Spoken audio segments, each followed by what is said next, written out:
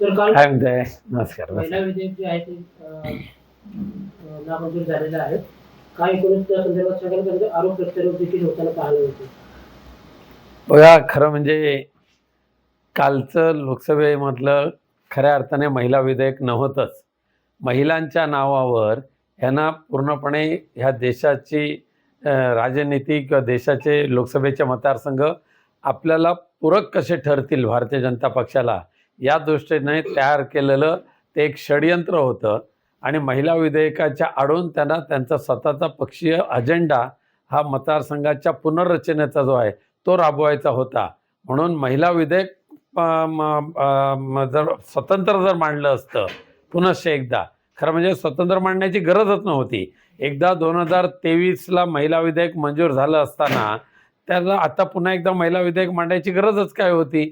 मग जर खऱ्या अर्थाने महिला आरक्षण द्यायचं असेल तर सध्याच्या लोकसभेतले 543 जे खासदार आहेत त्याच्यामध्ये ते 33% महिला आरक्षण देऊ शकतात.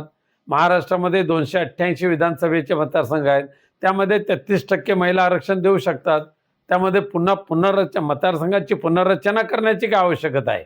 ज्या वेळेला तुम्हाला अधिक करायचे ते करा ना, पण महिला विधेयकाचं स्वतंत्र अस्तित्व हे त्यांनी लोकसभेमध्ये कायम ठेवण्याची आवश्यकता होती. दुर्दैवाने महिला विधेयकाच्या माध्यमातून मतदारसंघ पुनर्रचनेचा त्यांचा यंत्र होता तो विरोधकांनी हाणून पाडला आणि म्हणून हे झालेली तळतळाट आहे.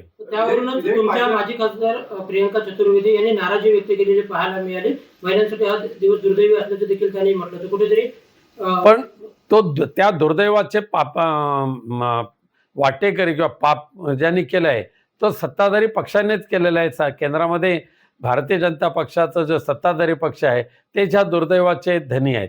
पण एकीकडे प्रियंका चतुर्वेदींचं विधान आणि तुमच्या पक्षाची विधान नाही, प्रियंका चतुर्वेदीचं विधान नेमकं काय ते मी ऐकलेलं नाही. महिलांना आरक्षण मिळू शकलं नाही याबद्दल वाईट वाटतच आहे, दुर्दैव आहे ते.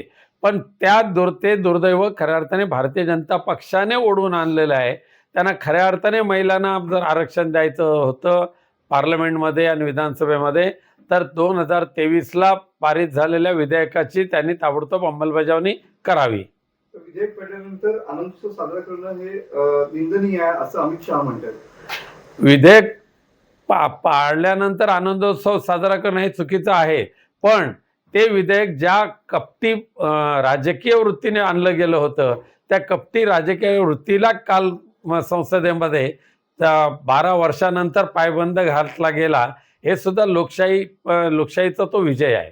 प्रियंका चतुर्वेदींनी जे स्टेटमेंट केलेलं आहे कुठेतरी त्या नाराज आहेत असं वाटतंय. नाही, त्यांची काय नाराजी असेल? महिलांसाठी आरक्षण मिळू शकलं नाही म्हणून ते कदाचित नाराज झाले असतील. परंतु त्यांनी त्याचा आणखी अभ्यास केला तर कळून चुकेल की ते विधेयक महिला विधेयक नव्हतंच. ते मतदारसंघ पुनर्रचनेचं ते विधेयक होतं आणि त्याला आधार देण्यासाठी महिला विधेयक त्यांनी त्याच्यात ॲड केलं गेलं.